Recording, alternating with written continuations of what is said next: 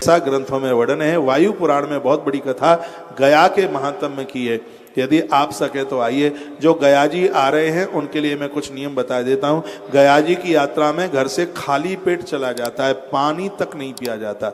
जब आप अपने गांव की शहर की सीमा के बाहर निकल जाते हैं तो भोजन बना के ले जाया जाता है, पानी लिए जाया जाता है। सीमा के बाहर निकलते ही भोजन कर लीजिए और जल पी लीजिए। घर से आप किसी देव मंदिर में दर्शन करके जाएं, माता पिता को वंदन प्रणाम करके जाएं।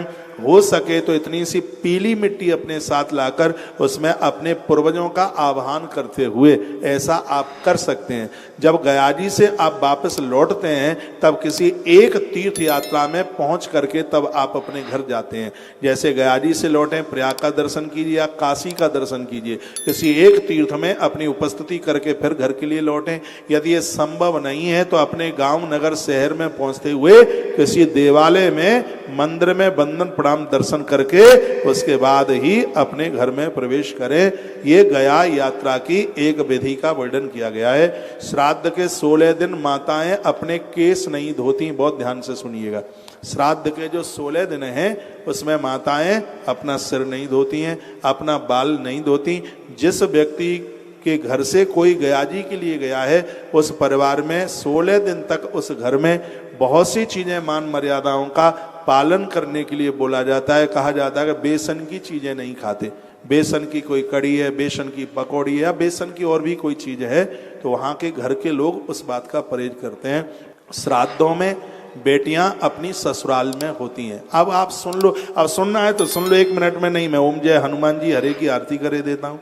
ये सुन लो, ये चीजें आपके मतलब की हैं, आपके काम की हैं। तो मैं एक बार फिर निवेदन करना चाहूँगा, पितृपक्ष पूर्वों को तृप्त करने के लिए एक अद्भुत मौका है, इससे आप न चूकें। इतना अद्भुत अनुष्ठान कार्यक्रम होता है, वो तो आप टीवी पर देखेंगे, आप कहोगे महाराज जी थैंक यू, धन्यवाद, आपने हमारे परिवार के लिए अद्भुत कर दिया। आप किसी एक बहन का मैसेज मेरे फ़ोन में, मैंने उसको पढ़ा, कहा महाराज जी जब से हम आपसे जुड़े हैं मेरा परिवार दिन दूना रात चौगने के रूप में उभर रहा है। ऐसा मुझे सैकड़ों हजारों लोग ऐसा बोलते हैं। मेरी पूजा, मेरी आराधना आप सब लोगों की तरक्की के लिए है। आप सब दिन दूना रात्रि चौगने के रूप में उभरे, ईश्वर से मैं ऐसी ही प्रार्थना करता हूँ। एक दिन के लिए भंडारा और गीता जी का पाठ, तर्पण, श्राद्ध सब कुछ 2100 रुपए का सहयोग है। जितने भी मुझे टेलीविजन पर सुन पा रहे हैं आज ही अपना नाम लिखा करके और गोत्र वगैरह वहाँ लिखा दीजिए तो यह सौभाग्य आपको प्राप्त हो जाएगा। बहुत बड़ा आयोजन, कालचक्र मैदान बोध गया। ये वो स्थान है जहाँ युधिष्ठिर ने अपने पूर्वजों के लिए जिस स्थान पर तर्पण पिंडदान वगैरह किया, ये वो है। एक प्रश्न उठता है कि पिंडदान एक बार करने के बाद फिर दोबारा होता है क्या? पिंडदान एक बार करने के बाद चौथी पीढ़ी से पहले नहीं होता। पिताजी ने यदि पिंडदान किया है तो पिताजी, पिताजी के बेटे और उनके भी बेटे, यानी जो पिताजी का पोता लगता है, दादाजी का पोता लगता है, तब तक ये पिंडदान नहीं होता। चौथी पीढ़ी से फिर पिंडदान 3 पीढ़ियों तक फिर रहता है। इस प्रकार से गरुड़ पुराण और वायु पुराण के अंतर्गत इस विधि का वर्णन किया है। अगली बात ये कही गई है, क्या बीच वाले भी पिंडदान तर्पण वगैरह कर सकते हैं क्या? ऐसी बात आती है, कहते हैं या तो बड़ा करे या छोटा करे। मैं कहूँगा माता पिता का अधिकार, माता पिता की संपदा का जो मालिक बना है तो फिर वह माता पिता के श्राद्ध करने का अधिकारी क्यों नहीं है? मैं कहूँगा कि एक घर में अंदर प्रवेश करने का रास्ता एक ही है।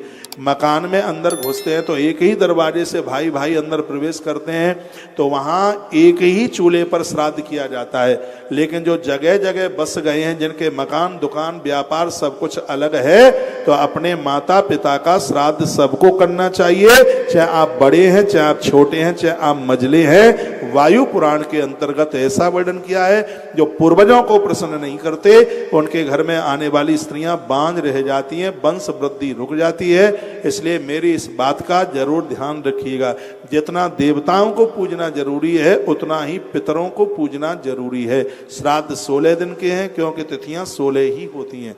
और इन तिथियों में आपने अपनों के लिए कुछ किया है तो इससे पितर और देव दोनों ही प्रसन्न होते हैं। अमावस्या का श्राद्ध पितरों के लिए है और पूर्णिमा का श्राद्ध देवताओं के लिए है, इसलिए पूर्णमासी और अमावस्या का श्राद्ध छूटना ही नहीं चाहिए। देवताओं का भी श्राद्ध, तर्पण इत्यादि सब ये कुछ होता है। और अमावस्या जिनकी तिथि आपको पता ही नहीं है कौन कब गए, तो अमावस्या की तिथि में श्राद्ध करने से वो तृप्त हो जाते हैं। यदि कोई फांसी लगा करके आत्महत्या करके मरा है, उसकी तिथि कौन सी भी पड़े, लेकिन उसके लिए विशेष तिथि चतुर्दशी है। 14 के समय में उसका श्राद्ध होना ही चाहिए।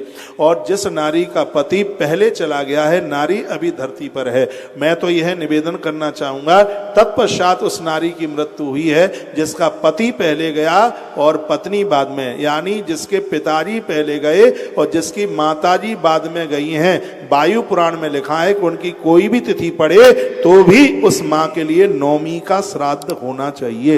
ये पूरी विस्तार से बातें मैं अभी दिल्ली से बताने वाला हूँ। मेरी व्यासपीठ एक प्रमाण के साथ बात करती है, इस बात को कभी भी ना भूलना। भले ही माँ का श्राद्ध कौन सी भी तिथि में पड़े, जिसके पिताजी पहले दुनिया छोड़ के गए हैं और माँ बाद में गई है, उस माँ के लिए नवमी का श्राद्ध होना ही चाहिए, ऐसा हमारे ग्रंथ बोलते हैं। टाइम ज़्यादा हो गया, 2:30 बजने को है। बहुत बहुत धन्यवाद, आपने हमें सुना। कथा को हम विराम की तरफ